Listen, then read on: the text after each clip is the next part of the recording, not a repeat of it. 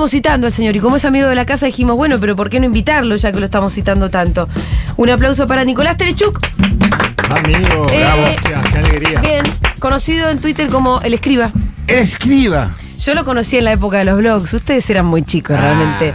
No existía ni Twitter. Estábamos en la boludez. No, pero el blog tenía la profundidad que no tiene Twitter y me parece que no tenía la violencia tampoco que tiene Twitter. Escribir 3 párrafos, aunque sea una idea. Escribías una idea más o menos más completita y abajo estaba el forismo también. No, sí, estaba, era bravo. Incluso era bravo, pero no era la boludez de decirte, ¿no? Todo esto que está pasando ahora. Cambió, pero hay que adaptarse, Sí. No vamos a decir que todo tiempo pasado fue mejor ni nada por el estilo. Bueno, está bien, Nico, si vos estás en esa, yo estoy realmente con un nivel de melancolía. Yo soy un tango, loco.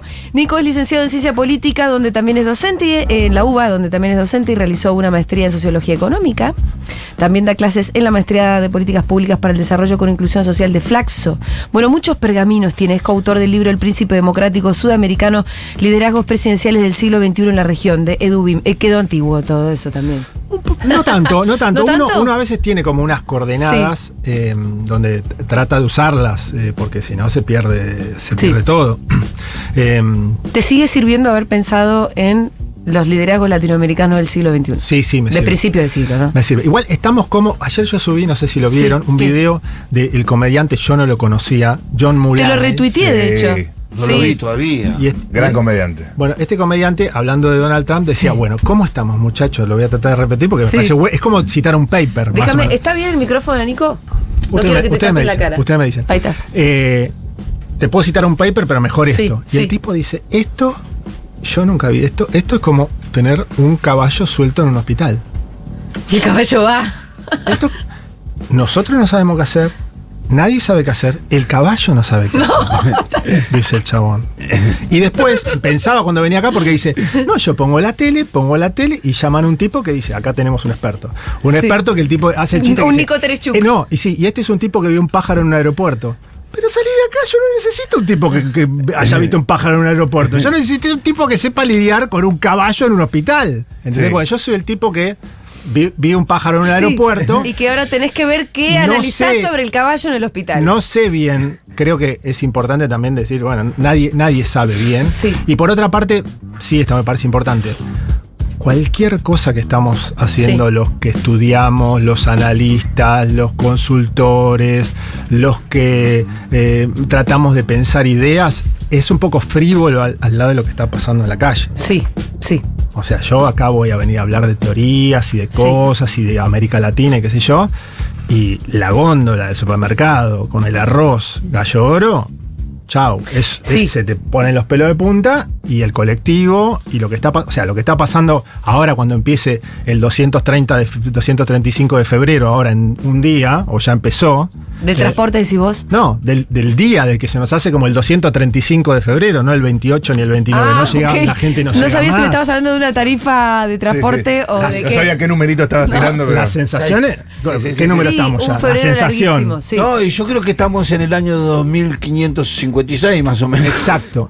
Entonces, cualquier cosa que yo venga a decir acá, y creo que pasa mucho, es saber quién dice la idea más rara, quién dice la cosa más brillante. Se me ocurrió escribir esta nota que tenía un par de tips como concretos, pero me parece que estamos en una cosa que es dramática, que es muy fuerte, que la gente lo está viviendo con mucha angustia y con un poco en estado de shock. Así que lo primero es como ubicarnos en ese sentido. Un respeto por esa situación, ¿viste? Yo acá vengo a tratar de tirar la idea que quede en un video, me parece una frivolidad. ¿Viste? Bueno, con respecto a lo que está pasando. Buen disclaimer. Y con respecto a lo que le está pasando a cada uno internamente, en la cocina de su casa, con su familia, lo que está charlando, lo que le está pasando con su pareja, consigo mismo, y decir, no llego, ¿qué pasa? ¿Qué viene acá? ¿Cómo me van a atacar mañana? ¿Viste? Y eso es muy fuerte, es muy duro. Un aplauso para el disclaimer de Nico Terechuk. Debería quedar fijo en todos los videos. Sí, no, me encanta porque aparte sabes que nosotros cuando empezamos a hablar del nuevo Segurola, porque viste que nos cambiamos de horario y qué queríamos este año, porque además nos cambió mucho el contexto, una cosa era, bueno, no nos vayamos a perder demasiado en la rosca. no nos vayamos a perder demasiado en el análisis palaciego. ¿Qué pasó? Porque aparte también es impredecible. Nosotros veníamos contando el día a día del tratamiento de la ley ómnibus. Se cayó un martes a las 6 de la tarde, nadie la había visto venir. Entonces tampoco sirve demasiado. Pero además decíamos, tenemos que involucrar mucho en nuestro análisis diario la voz de la gente de lo que está pasando en la calle. Sin ninguna duda. Totalmente. Eso es muy importante. ¿Sí? Yo creo que eso es muy importante.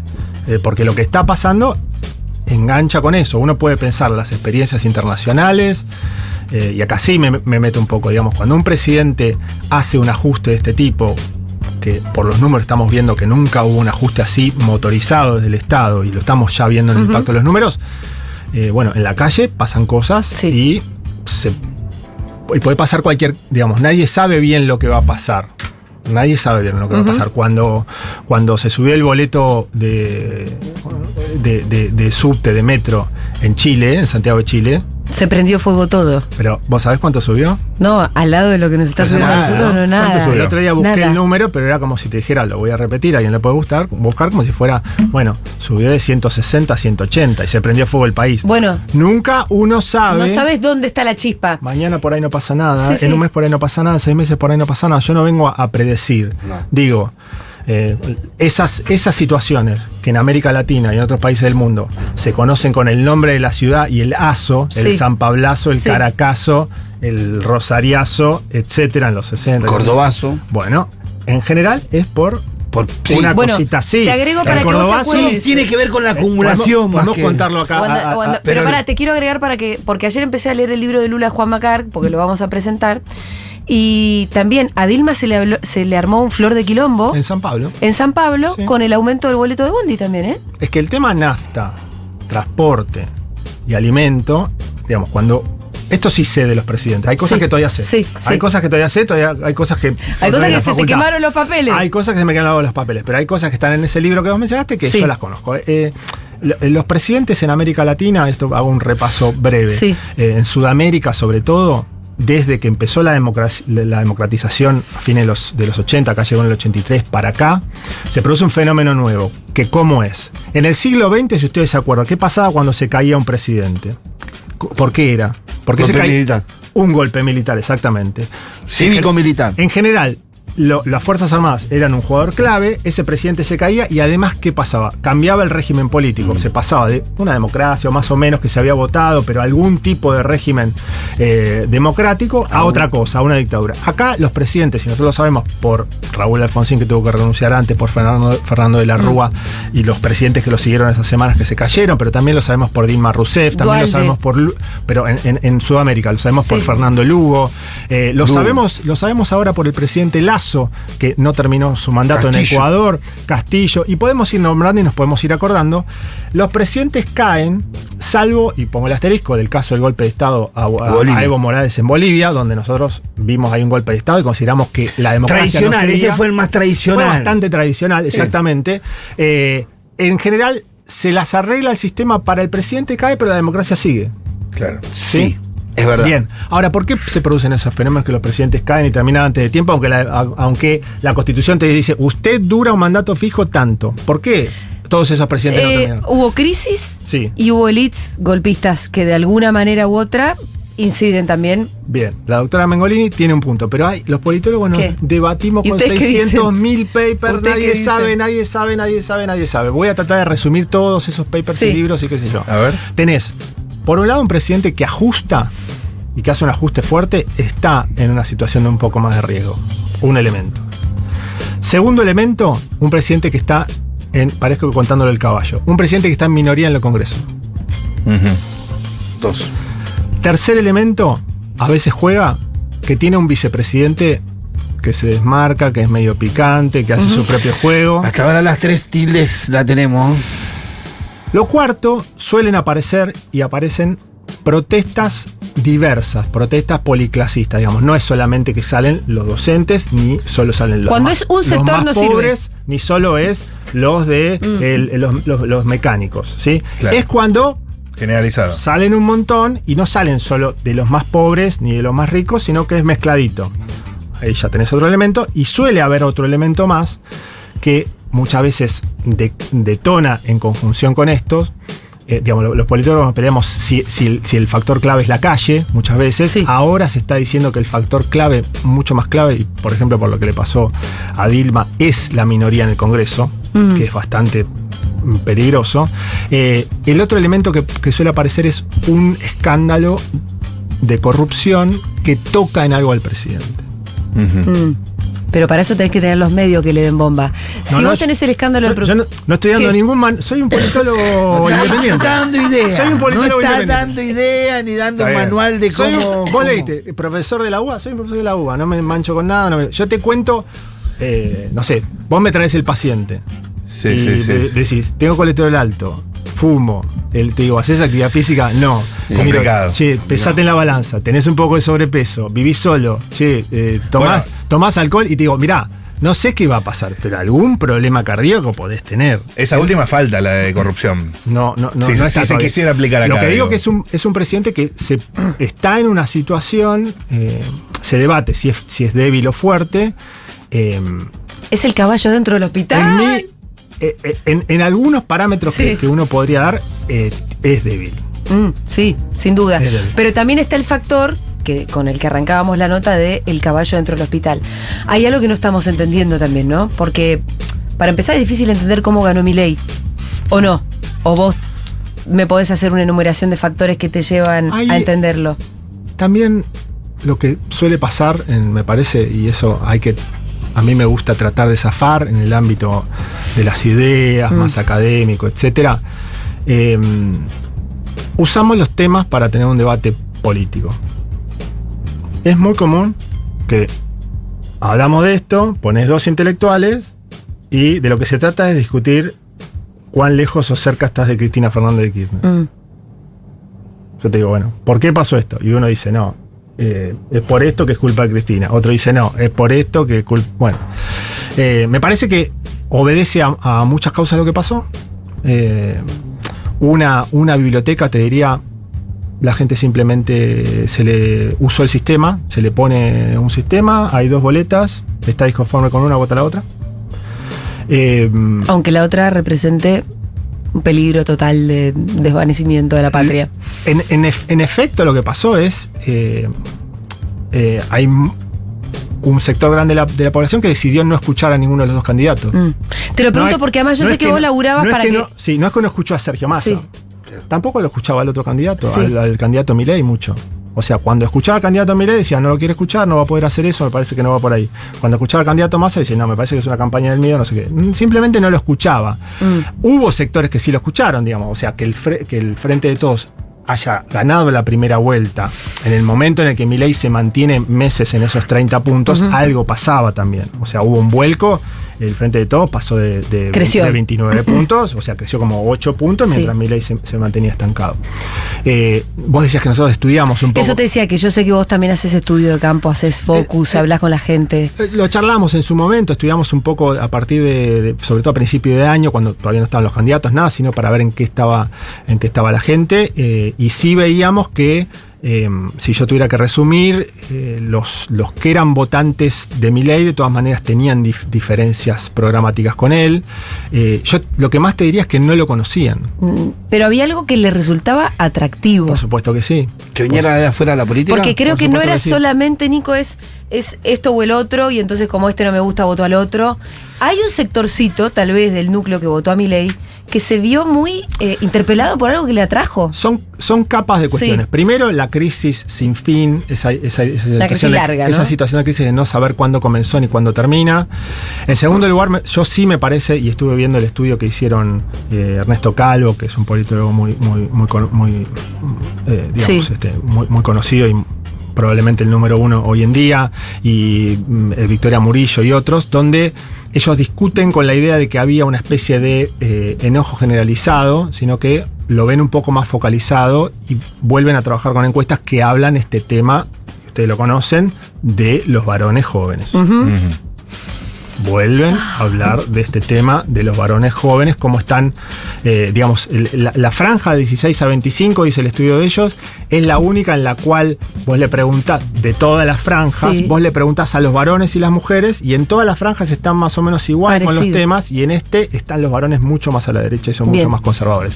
De alguna manera también hay un sector que quiere ser más de derecha y más conservador, y que se prendió en esto y está en ese ¿Qué quiere decir que quiere ser? Qué polémico entre sus amigos. que no es solamente que está, lo que dice ese estudio es que no es solamente que están confundidos, no es solamente que están enojados, no es solamente que están en emoción violenta. Sienten- Yo a veces me sí. gusta usar la frase de que, bueno, alguna parte de la sociedad está en la película ¿Qué pasó anoche? ¿Qué pasó anoche? Votaron en una especie de emoción violenta, se están despertando muchos y dice, che, hay un tigre Hay en un el otro tigre en el cuarto. Hay baño. un tigre en el baño. Che, negro, Tyson está durmiendo acá al lado. Sí.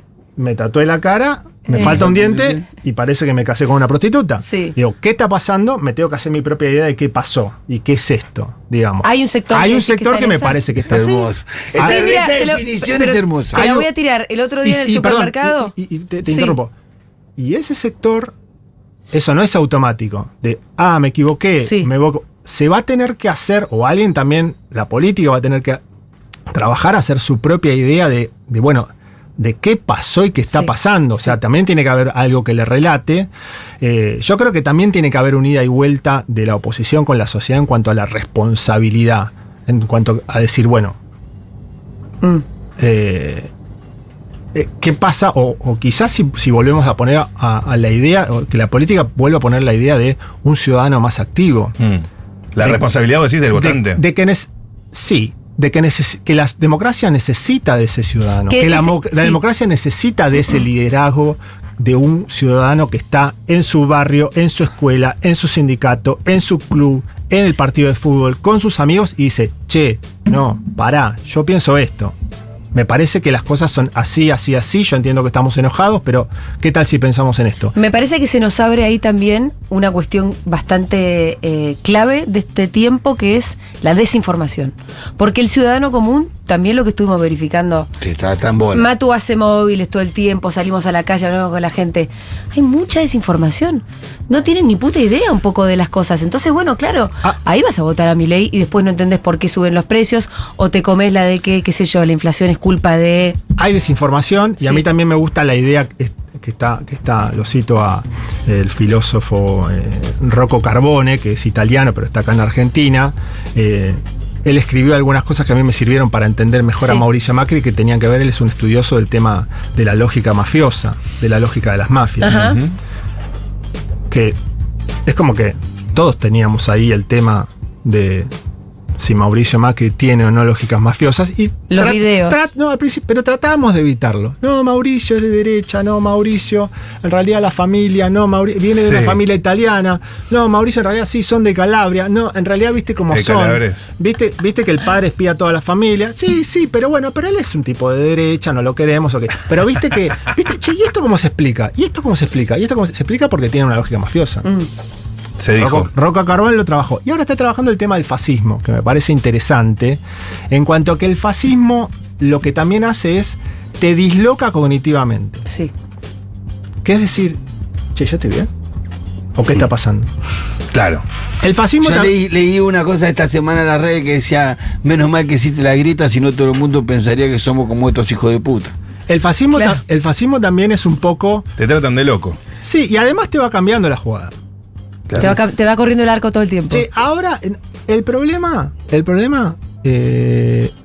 son los polacos. Después el problema son aquellos. Después Son los judíos. aquellos. Y acá lo hicieron. Pero después con algunos de ellos dice, che, mira, dicen que si nos pegamos acá a un cierto dibujito, vamos a estar bien y vamos a poder caminar por la calle y no va a haber ningún problema. No es con nosotros. Bueno, ok, no es con nosotros, está bien. A los 2 días sigue con ustedes. A los 3 días pasa lo que pasa. Y te van cambiando y te van corriendo el Sí. arco y te van corriendo las cosas. No, ahora es con la gente normal no es. Con los La gente jubilados de no bien. es. Con los jubilados no es. No es. No es con nosotros. Che, no es con nosotros. Y después después es, y decís, pero, che, con los que tienen hambre no es, porque eso son, che, de repente dice, che, ustedes no vengan, ustedes tienen hambre, lo voy a atender de a uno, no sé qué. Güey, Bueno, pará. y eso nos lleva un poco también al planteo sobre el que te citábamos, de la nota en la que vos también citás a George Lakoff, si es que se pronuncia de esa manera. Yo no sé cómo se pronuncia y yo le digo Lakoff. Bueno, Lakoff, profesor qué sé yo. Que es parte, perdón, del mismo ejemplo del caballo en el hospital, que es que el minuto a minuto en Twitter del caballo en el hospital. Sí, totalmente. Tenés que estar ahí. Tenés que Bueno, estar. Sí, sí. Y vos hablás de los famosos frames, ¿no? Que en ciencia política es también conocido como marcos conceptuales. Que tiene que ver un poco con esto que decías del fascismo, cómo de pronto empieza a plantear una lógica de una manera, una realidad, un enemigo que es tal. Y eso también esto con los discursos del odio. Bueno, todos estos elementos los estamos viendo claramente. Eso sí que los vemos. Porque vemos cosas nuevas, el caballo en el hospital, cosas que no podemos comprender con los parámetros con los que venimos pensando en la política. Pero hay algunas cosas que sí, ¿no? Como esta. Yo creo que ahí, yo te decía, bueno, ¿qué hacen los presidentes en América Latina para estar más fuertes y para estar más sólidos y para estar en el centro y tener poder? En general, lo que tratan de hacer es acumular recursos de poder. Sí. ¿Qué quiere decir eso? Que le vaya bien con la opinión pública, subir en las encuestas, pero también que los gobernadores de ese país sean aliados, pero también los países donde las Fuerzas Armadas son fuertes, que las Fuerzas Armadas estén bajo su control, pero también en nuestros países que el Poder Judicial no es muy independiente, que los jueces jueguen a su favor, pero también que el Congreso le vote las cosas que quiere que le vote y entonces él pueda cooptar determinados diputados, pero también los sindicatos, Sí, pero también los sí. movimientos sociales, y si en tu país hay movimientos indígenas, que los movimientos indígenas también te apoyen. Sí.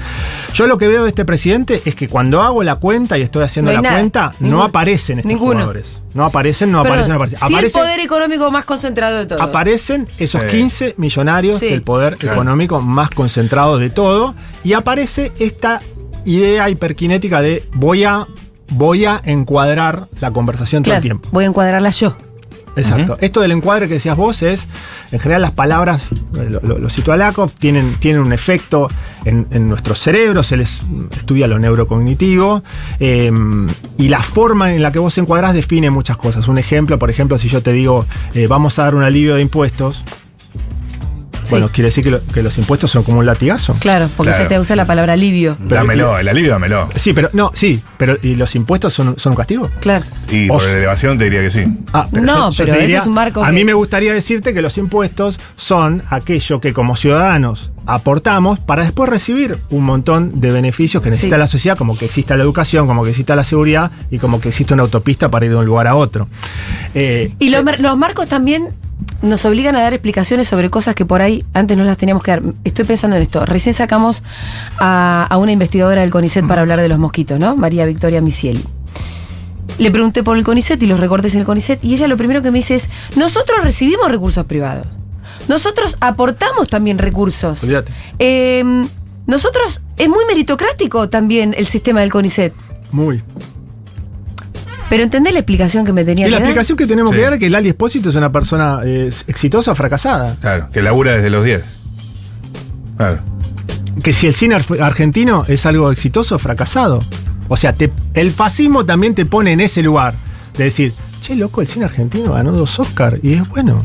Y esa mirada en el mundo. Pero eso lo sabe cualquiera, amigo. ¿Qué No, estamos y que Lali discutiendo? Espósito Aparte es hace algo exitosa más también. perverso porque te compara la promoción estatal de un festival con el hambre de los pibes del Chaco. Ahora, Te dice, Bueno, claro. Totalmente. Entonces hace re perverso porque Totalmente. te mezcla todo. Estábamos hablando en esa nota que yo hablaba Sí. de esto de los marcos. Sí. Lo que descubre este hombre Lakoff y lo populariza con un libro que se llama No pienses en un elefante. Ujú. Todos los oyentes los invito ahora a seguir mi indicación. No piensen en un elefante.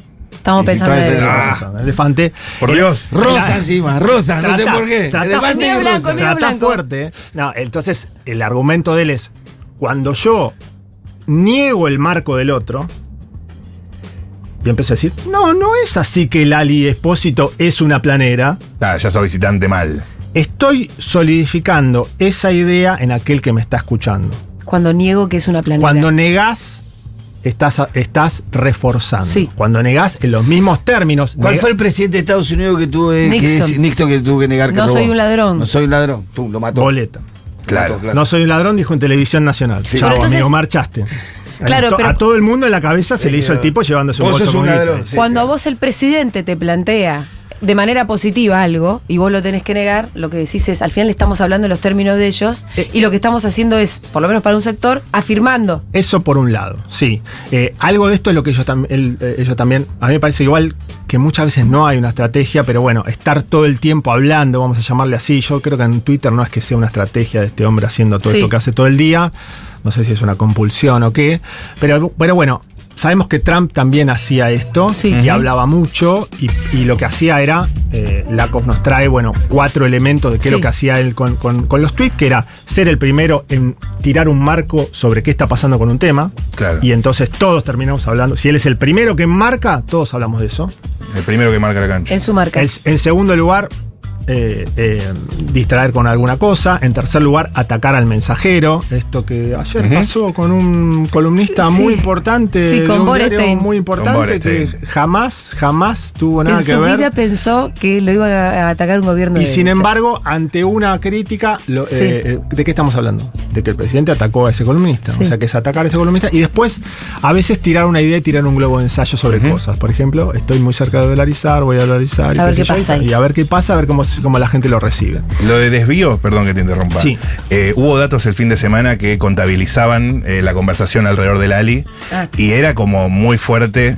Creo que el dato es de Cidata Argentina, que hablaba de que la disputa con Lali generó 634.000 menciones en X y que se llevó el 54% de la conversación, y lo comparaba, por ejemplo, con el dato de inflación de INDEC, que tenía solo 130.000 menciones. Sí, eso está muy bien. Ahí yo tengo una diferencia que es, si el presidente ejerce violencia sobre una figura pública que es una mujer, ese también es un tema importante y no es solo un desvío.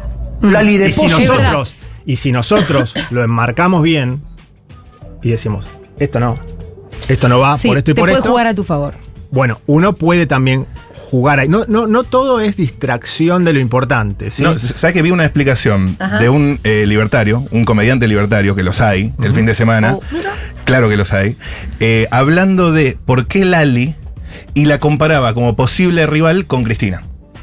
Y decía que Cristina tiene 1,4 millones de seguidores en Instagram y Lali tiene 8 millones, y que por eso en su discusión moral prefiere ir contra Lali para hacer crecer el debate. Yo creo que perdió la pelea por Rafa, ¿no? Porque lo único que provocó fue una catarata de apoyo a Lali, de inclusive artistas que no tienen mucha buena relación con Lali, obligado a Pero es bancarlo. interesante lo que vos decís, porque acá me parece que por ahí hay estas 3 tips que por ahí son tipos puros y algunos son una combinación. Totalmente. Porque en este caso vos tenés distracción de algunas cosas que son importantes, como que no se puede comprar arroz, pero al mismo tiempo es cierto que la discusión en sí misma tiene una importancia. Totalmente. Claro. Porque denota violencia, misoginia, habla de una discusión de fondo que es lo de la cultura y los subsidios a la cultura. Hay un tema del cual trabaja. Habla si el presidente puede tratar así a alguna ciudadana. Totalmente, y es importante eso. Ahí sobre algo que trabaja siempre Lakoff, tiene un libro que se llama Moral Politics también sobre ese tema, él sostiene que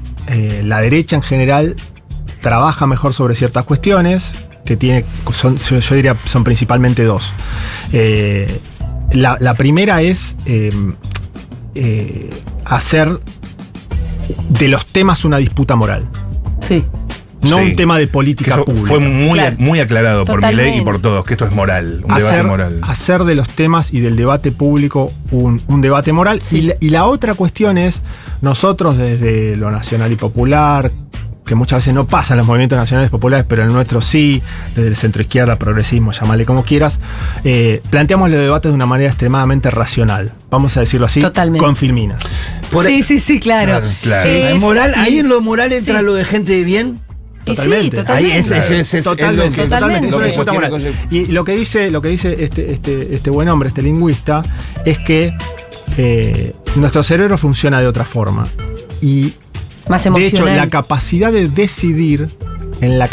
decidir está imbricado, totalmente imbricado, y es inseparable lo racional de lo emocional. Por supuesto que la derecha toca lo emocional y usa, yo diría, la emoción más falopa que hay, que es el miedo. Y el odio. Y el odio, pero vinculado al miedo. ¿A quién odio? ¿Por qué odiamos ¿Por qué odiamos a los artistas populares? ¿Por qué odiamos a las mujeres? Gaby ¿Por qué decía, odiamos? ¿Pero porque le tenemos miedo? No, pero Gaby decía, Siempre. ¿te acordás que Gaby Gorel decía los lacayos del odio? Sí, Y uno de ellos es el miedo. sí. Le tenemos miedo a la forma en la que este colectivo, ponele el nombre que quieras, está ejerciendo su libertad plenamente en el espacio público. Ok. Y como vivo la libertad de una forma de suma cero, si ellos tienen libertad, me están comiendo la mía. Claro. Te hago la última pregunta, Nico. ¿Cómo se rompe con ese marco? Porque es una encerrona. Es el presidente. Nosotros como periodistas, analistas o ciudadanos comunes tenemos que pensar en lo que piensa Sí, el presidente. Totalmente. Lo primero, ahí nosotros, él pone este debate cruzó a la opinión pública de Estados Unidos y a los medios de Estados Unidos Sí. con Trump. Acuérdense que Trump en un momento empezó directamente a tomar a los grandes medios de comunicación de Estados Unidos como parte de su ataque, tanto como atacaba a los demócratas y a Hillary, empezó a atacar Los a la medios. CNN, a New York Times, después en un momento se agarró con Washington Post y se armó un lío bárbaro. Y acá lo estamos viendo también. Acá lo estamos empezando a ver que por ahora se agarra con algunos, pero en algún momento quizás se agarre con los medios que nosotros consideramos que son de derecha también. Pero es que ya se la agarró con Borstein, con Silvia Mercado. Exacto. Sí. Entonces, Le queda La Nación Más todavía que no tocó. Y bueno. exacto. Ahora, si todos empiezan a reproducir esa conversación y todos empiezan a negar lo que él dice, diría el profesor, estamos solidificando un mensaje, un marco en la cabeza de la gente. En los seguidores de Milei también se hace algo que es bastante positivo para ellos, que es como se ven atacados a sí mismos, se refuerzan en su identidad, se cierran en su identidad. Por otra parte, lo que pasa en las redes termina conformando el debate público en las radios, en los canales de televisión, porque lo que vemos es, veamos lo que tuiteó hoy el presidente. Claro. A full. Y ahí vamos de nuevo. Leamos los 300 tweets del presidente de hoy. Uno, otro. Y hay un columnista que dice, eso es feo, eso es malo, pero eso se está reproduciendo. Por supuesto que es imposible de no cubrir lo que hace el presidente. Por supuesto que es obligación de los medios de comunicación contar lo que está haciendo el presidente. De hecho, Vamos a ir no a eso. sabemos mucho de lo que hace el presidente, ¿no? No. ¿Qué hace en el día el presidente? No Tuitea. ¿Cuál es la agenda del presidente? Dale. Sabemos que hay dale. muchos minutos que destina El- a tuitear y retuitear y me gusta. En la semana pasada, el día que más tiempo le dedicó fueron casi 4 horas. Sí. ¿Y qué más hace? A las 5 de la tarde agarra fuerte, a las 7 de la mañana también agarra fuerte. Corta a las 2. ¿Y qué reunión Sí, está teniendo? ¿Y tremendo. qué cuestión está haciendo? No se sabe. ¿De qué manera está promoviendo las exportaciones No, eso argentinas en el Karina, mundo? eso Karina. Lo otro que le pasa, no sé si te fijaste, es no habla de la gente, no habla de las personas. No. Yo De me- hecho, las niega. Yo me tomé el trabajo de ver el otro día la entrevista esta que le hacían con una cámara que venía desde arriba para no agarrar la Sí, papada sí. con 3 personas Es verdad que era supuestamente cenital. dialogaban Si le con pusieran Plano el esfuerzo cenital. para bajar la inflación que le ponen a la papada. Y le ¿sabes tiraban qué? muchos centros del estilo, bueno, presidente, ¿qué tal si usted puede ahora hablarle a las personas que lo están mirando y que quizás están sufriendo un poco en este momento y usted dígales algo de cuándo la cosa va a mejorar o si les puede decir algo de este momento? El tipo hablaba y volvía a Sí, hablar macro. del déficit fiscal Sí. y de no Y la sé- cuestión de fe. y Porque siempre habla de una cuestión de fe, ¿eh? te decía, como Esta vez sí, el sacrificio va a valer porque no sé qué. Como herramienta para los que hablamos del tema, Lakoff habla del sándwich de la verdad, truth sandwich. Me encanta eso. El pan de arriba, contemos lo que está pasando, lo importante. Es decir, si el presidente Milei, por ejemplo, estuvo en una gira en Israel y el Vaticano, que no tuvo ningún beneficio concreto para la Argentina, para sus exportaciones, para sus empresarios, para su posicionamiento en el mundo, podemos decir eso. Ujú. En segundo lugar, podemos decir lo que está diciendo el presidente. Soy un genio, me fue espectacular, soy amigo de Israel, me fue espectacular con el Papa avaló el Papa avaló mi programa económico. Podemos y debemos decirlo. Y en tercer lugar, chequeemos eso. Che, ¿ser amigo de Israel Sí. es bueno? Claro. Che, ¿el Papa avaló realmente el programa económico que tiene el señor Milei?